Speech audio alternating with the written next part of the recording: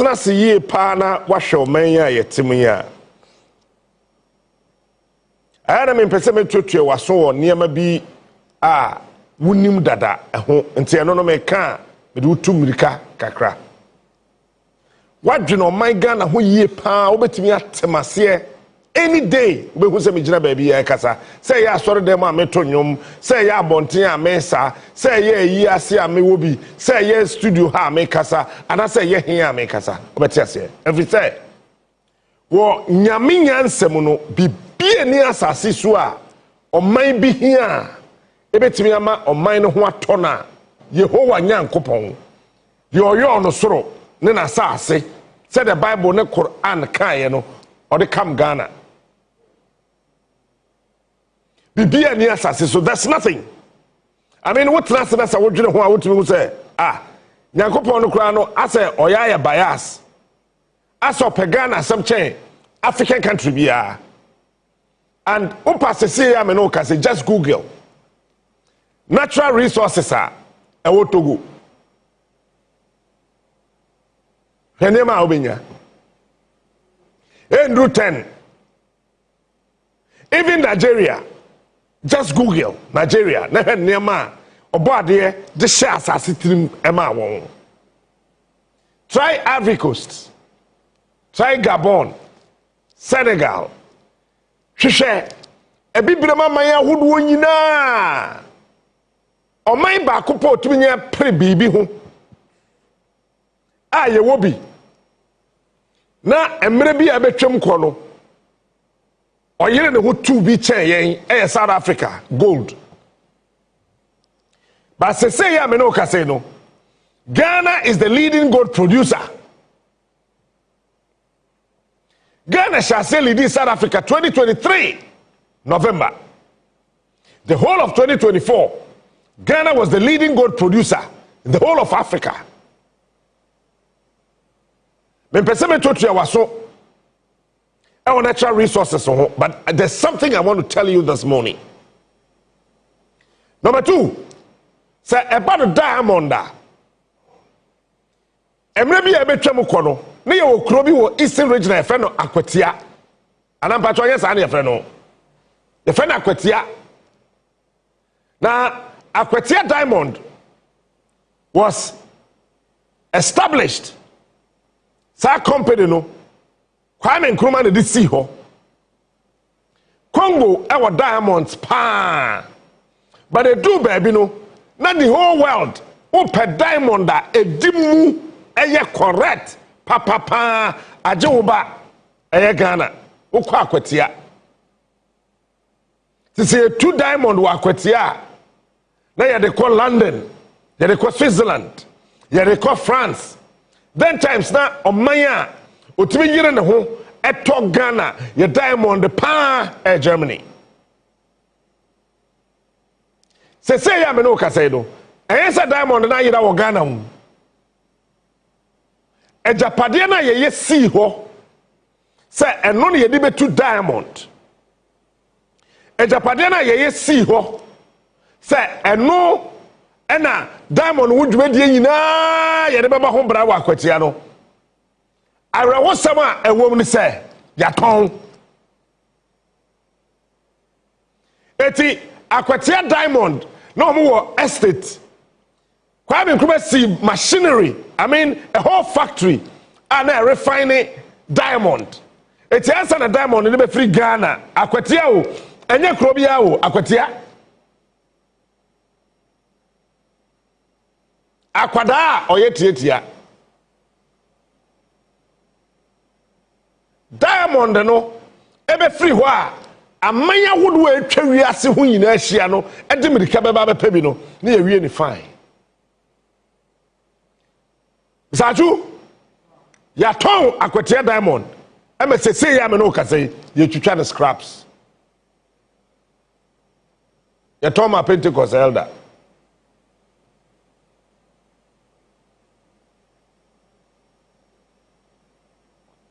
Ose no kra no etoda wo kan ho we nya kokuduru a wotumi nka eto ma me ma soro panin ena efiri da nkwa ma e bayi osim no otwa na de na wo ho no adwuma no so obebeye mu no no wa bi adwuma no na nkrofo nya adwuma ye wakwatia no adwuma no ye ntimi anye ba ye twitwa diamond akwatia diamond factory ni na yes estate ni na ya ton ama no ensase ni na so ya ton ama nipa baako ena otwitwa ndade no oton no scraps wabra emebunu ewa akwatia emebunu ewo kumase emebunu ewo central region Cape Coast emebunu ewo Greater Accra Dansoman emebunu eastern region wankasa Kofodu Akura no emebunu ho Kovota region and other parts of this country there are youth that won memu ha won ka obetimi aye adwuma ewo ho but na make youth employment not youth unemployment tiemiye ayet wodi ayadwe here say Ghana your gold your diamond your bauxite your timber you say yet radio ni TV so na ya kind of trasa but watch this but Ghana ni company ben and it two gold wo ha it will refine apart from Galamsey dwen ho pacho waba brafie Ghana company ben and it two gold JB fee me fi Asante region by the JB su fi Asante region by pacho companies there two gold wa Asante region na no de he na ye Ghana there AGC ya hwahwo there de he pobium all companies say two gold wo kroma nyina kase ni nyina bakokura eni ho a eye Ghana for there now watch this Ghana penny omanya owo fom agudie na oni school a etimi tete nkrofo se de ye tu na wo dane efom agudie Ghana pe sa artist na ya mo hwehwe no mame e kira Ghana pe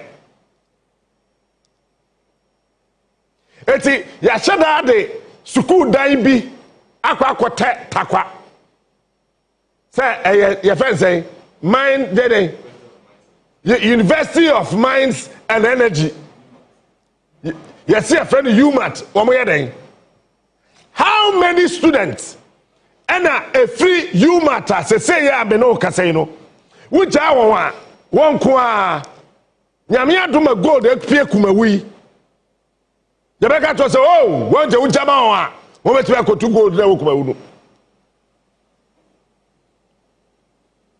Ghana pe and ye timber ewo man we mo ye twa timber wokwa Asante region timber contractors na ewo ho nyina 99% no me Lebanese for one wo twa ye timber no wo twa ye nnua no no mo de aye de sese mo de ye asoman ye wuru nyansa entimi angurumi obia entimi antete obia se baby aye kwei no oman ne betimi akonanim oman ne betimi ayekese oman ne betimi agira de na so enti yen tete Ghana for na yen kire won se de ye twa timber ye dane dan timber paper book we paper yi bajo edua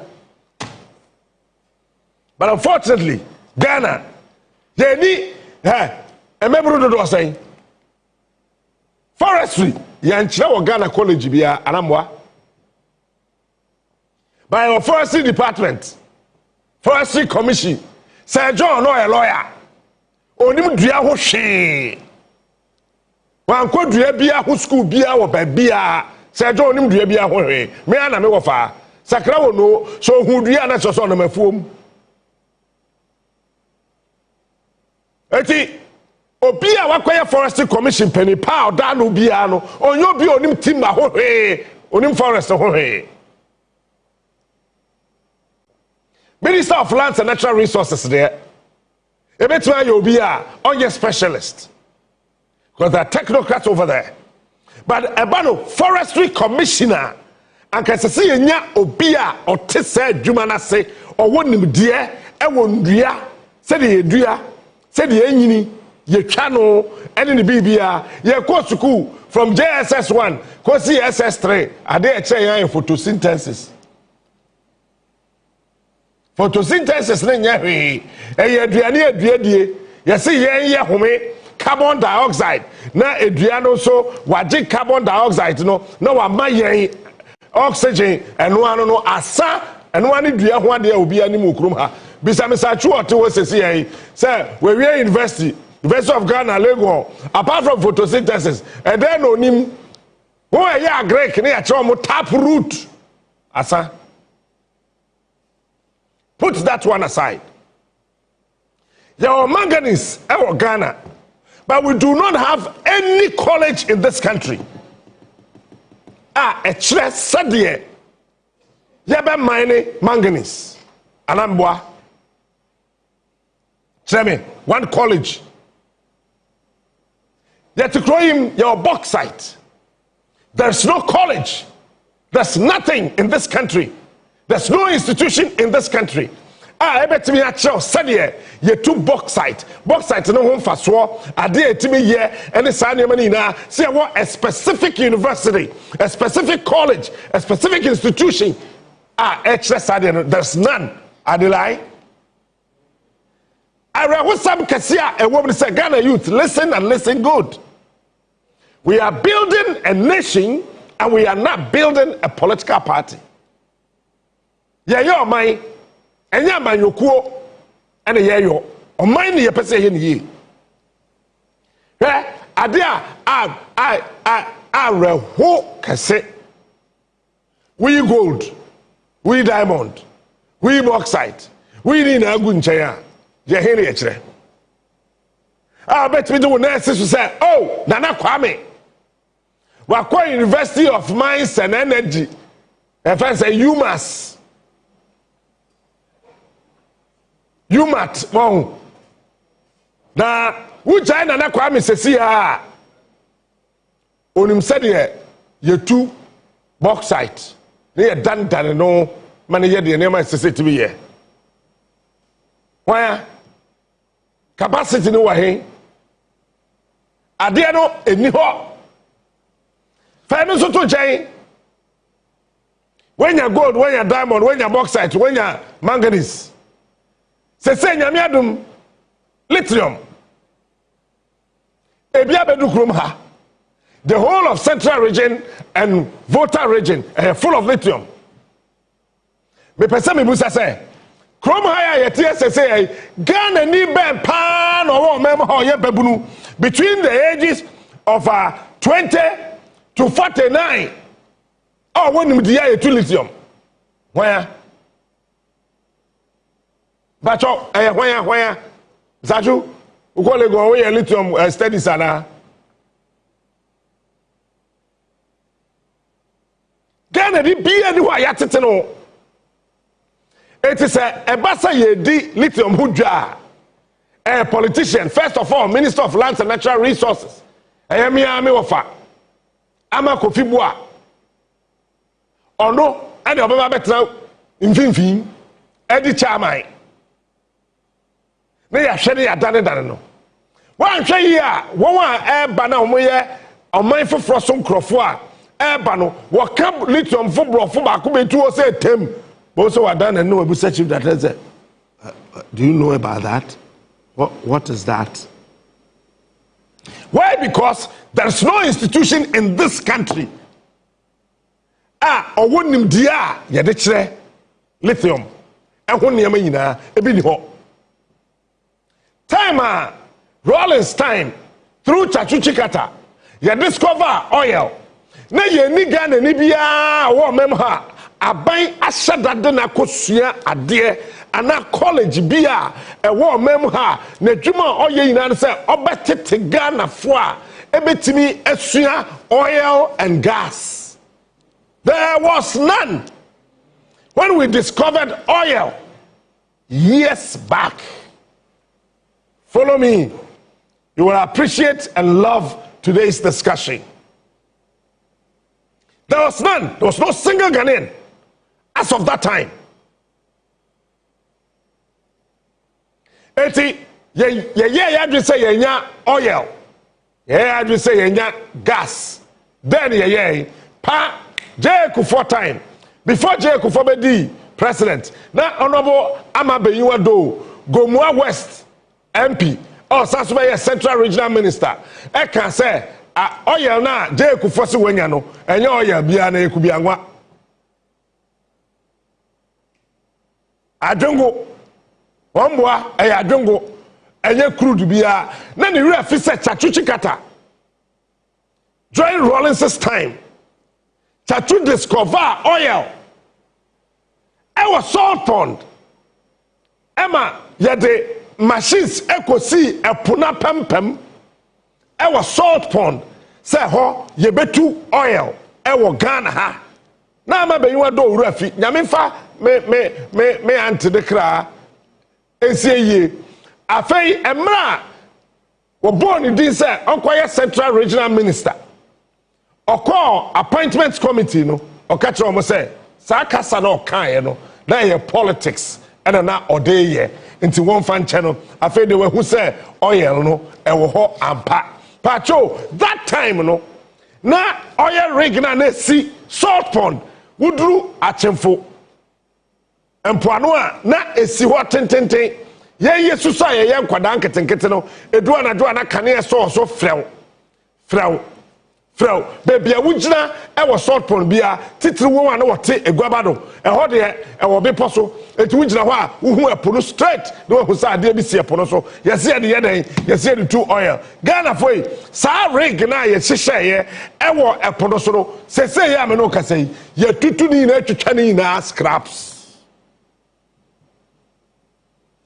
if you say ya dwen ye yense ye political party ye NDC ye MPP ye CPP ye nyo Ghana ye twitwa eno so eti Ghana for ekosua oil and gas ye ti say ye tu oil ye nya oil pay na nkofo bebrete wo hugum that time na university ben na wo Ghana ha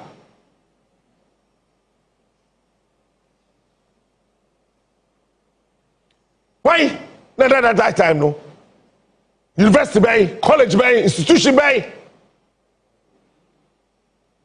Eti GMPC ba omo hoswa, omo say hey, go adin kwaku tata ma wolepe.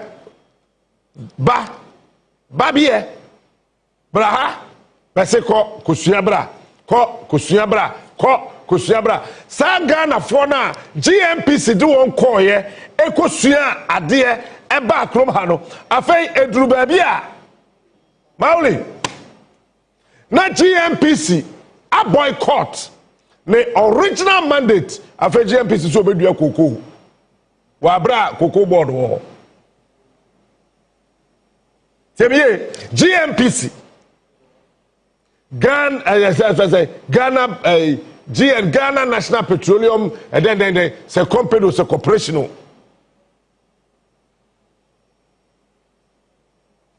Afei GMPC Osha oil etu amaye no GMPC say mikoye fu we turn the mandate no akwa Ministry of Agric ade esese omo ye no e na oye